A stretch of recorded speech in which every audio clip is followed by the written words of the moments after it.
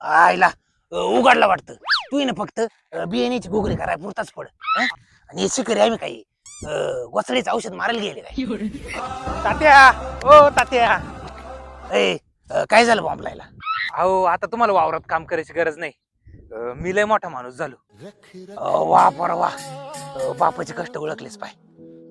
आणि गाडी बंगला सगळं घेऊन टाकू आता. पण नेमकं तुला काय काम लागलं? काम काही नाही.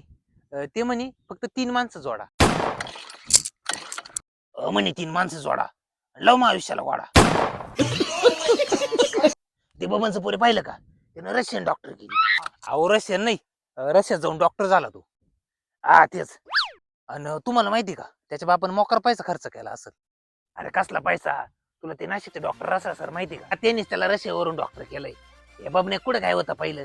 आता त्याचं पोरे डॉक्टर झालं तर त्यानं 4 चाकी गाडी घेतली आणि तू बस माणसं जोडी. आणि आपल्या नाशिक मध्येच गंगापूर रोडला विद्या विकास सर्कलच्या पुढं विशे चौकाजवळ तर त्यांचं ऑफिस आहे. मी लगेच बॅग भरायला घेतो.